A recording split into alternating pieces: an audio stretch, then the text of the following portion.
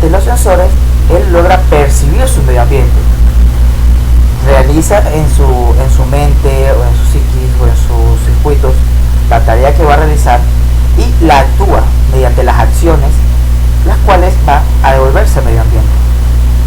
Como dice en la descripción, los agentes interactúan con el medio ambiente a través de sensores y efectores. Buen comportamiento. El comportamiento de racionalidad. Un agente racional es aquel que hace lo correcto. Pero lo correcto es aquello que le permite a la gente obtener un resultado mejor para la tarea que a este se le ha definido. Por ejemplo, si nosotros creamos un agente que su deber o su tarea sea un agente que sea de aspiradora, que su tarea sea de limpiar el piso, sabremos que lo correcto de este agente es cuando limpia bien el piso. Entonces, para esto se necesita determinar una forma para medir el éxito. Entonces, aquí es donde intervienen las medidas de rendimiento. ¿Cómo se va a medir a este agente? La descripción de su entorno, los sensores y los actuadores de este agente, los cuales proporcionan una especificación completa de la tarea que va a desempeñar el agente. Bueno, entramos en sí, las que son las medidas de rendimiento. El medir rendimiento incluye los criterios que determinan el éxito del comportamiento del agente. Como dije anteriormente, en el caso de una aspiradora va a ser que limpie correctamente el piso, que sea rápido y que sea ágil. Cuando se sitúa un agente en un medio, este genera una secuencia de acciones de acuerdo con las percepciones que recibe. Mediante sus sensores va a determinar, sigamos con el caso de la aspiradora, va a determinar en qué parte se encuentra la suciedad, en qué parte se encuentra la suciedad, si tiene algún obstáculo cerca.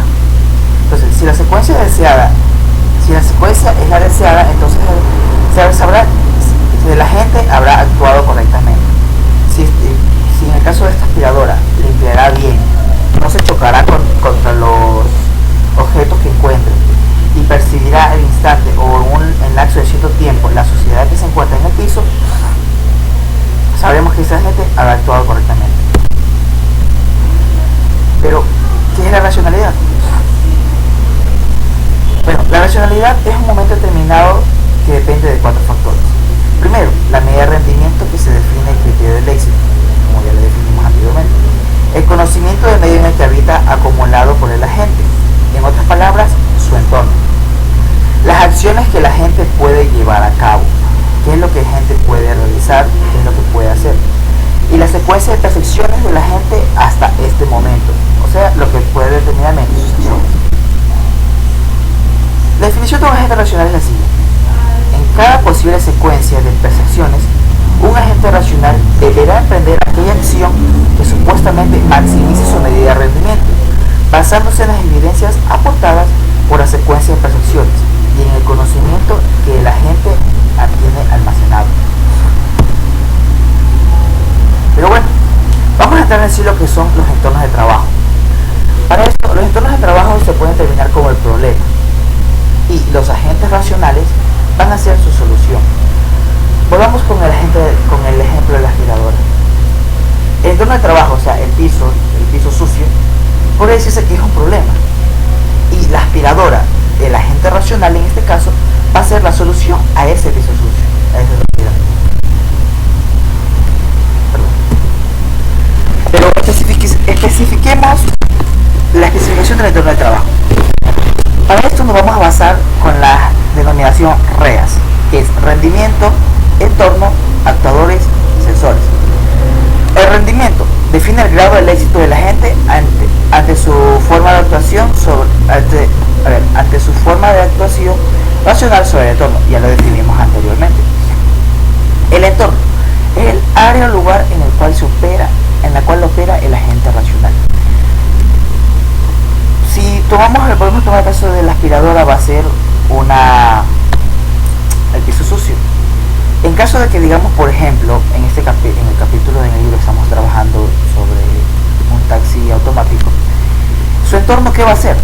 Su entorno va a ser las calles, van a ser los otros coches, van a ser cualquier obstáculo que se le atraviese en su camino.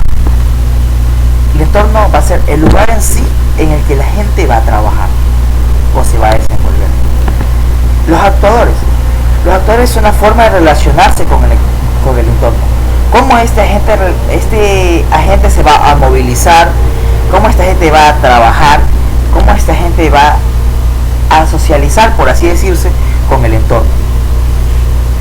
Y los sensores no es nada más y nada menos que la percepción del entorno. ¿Cómo va a saber su ubicación? ¿Cómo va a saber hacia dónde va a ir? ¿Cómo va a saber qué es lo que se encuentra, qué es lo que va a realizar? Los sensores en sí es determinar su entorno, saber, conocer, determinar su entorno. Volviendo al ejemplo del taxista automático, podemos decir de que sus medidas de rendimiento podrían ser que sea seguro, rápido, legal, que su viaje sea confortable y que maximice el beneficio, entre otros. ¿Cuál sería su entorno? Las carreteras, otros tráficos, peatones, clientes, además de obstáculos que se puedan atravesar en cualquier momento. ¿Cuáles serían sus actuadores?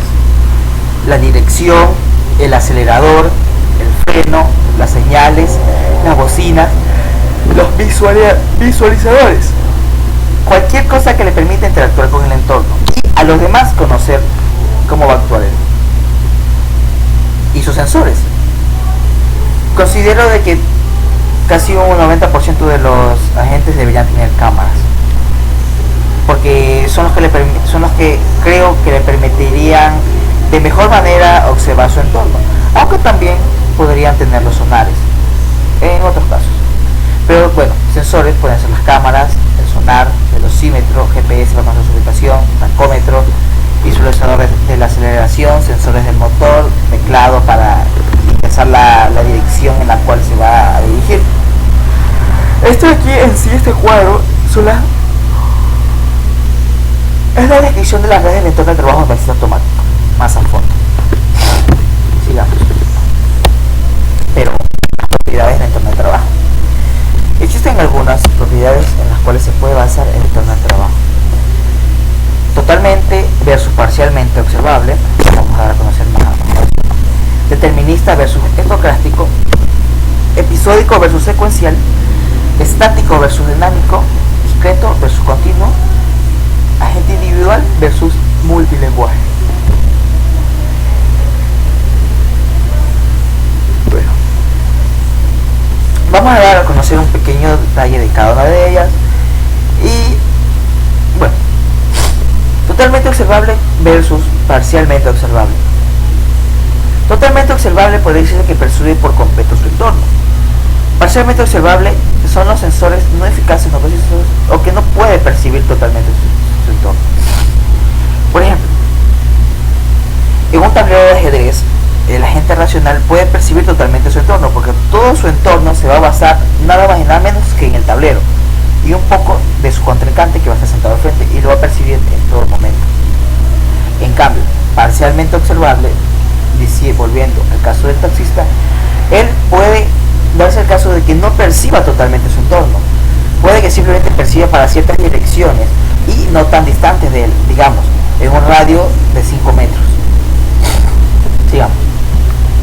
Episódico versus secuencial. El episódico se basa en la acción actual y la secuencial se basa en la experiencia. Episódico más bien se basa en la acción en el momento en el que se encuentra.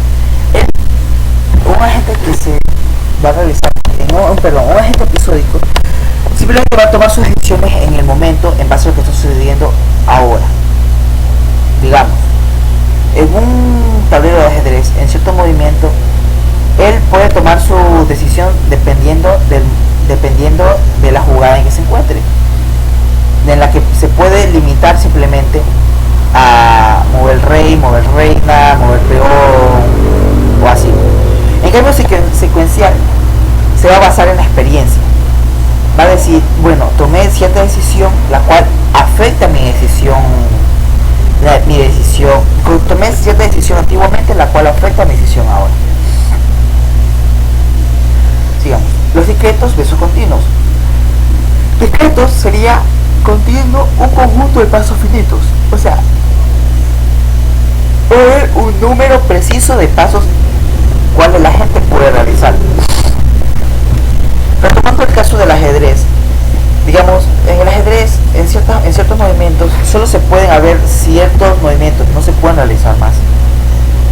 solo puede la reina que solo puede mover, bueno, la reina que puede hacer estas direcciones, el caballo que puede moverse en L, pero solamente van a haber ciertos movimientos, 1, 2, 3, 4 o 5, un número finito.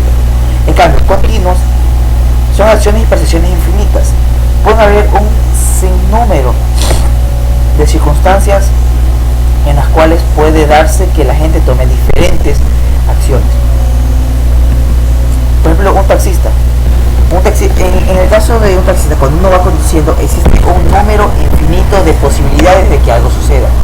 De un momento puede ser de que la gente tenga preciso simplemente mirar de izquierda a derecha, pero existen muchas cosas que pueden alterar, como por ejemplo la señalización del semáforo, algún coche que vaya en esa dirección y se pueda chocar, algún niño cruzando, algún peatón cruzando, alguna pelota que se cruce en camino, que a su derecha se encuentre un obstáculo, como por ejemplo construcción o algo parecido, que se dañe el carro, que se descifren las llantas, etc. Existen muchas complicaciones, muchas cosas que pueden pasar y que puede ser de que no se dé la acción correcta o la acción que se prevé realizar. Bueno, determinista versus estocástica. El determinista es que depende únicamente de la gente, y estocástica interviene en los elementos del entorno.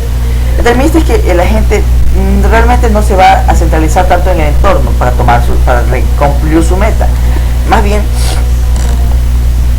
se va a basar en sí de la gente. En cambio, estocástica interviene en los elementos del entorno, ya va a tomar una decisión en base al lugar donde se encuentra y cómo se encuentra y los elementos que percibe de su entorno mediante sus sensores. Estático versus dinámico. Estático es un entorno no cambiante. Puede decirse que en un caso de una aspiradora, por cierto tiempo, si es que no se da ningún cambio en el entorno, se va a mantener igual y la aspiradora va a trabajar en un ambiente igual por un buen tiempo. En cambio, dinámico es que su entorno está en constante cambio. En el caso del taxista es el mejor caso que se podría dar, el mejor ejemplo que se podría dar, porque el taxista se va a encontrar en un entorno cambiante, en un entorno que va a estar constantemente cambiando, en el cual la gente se tiene que adaptar en más mínimo segundo. Por último, agente individual y multiagente. Yo creo que esto de aquí sería lo más fácil de explicar, o más fácil que podrían ustedes entender, porque el agente individual es un único agente, o sea, trabaja solo. En el caso de la aspiradora, va a trabajar él solo, no va a intervenir absolutamente ningún otro agente.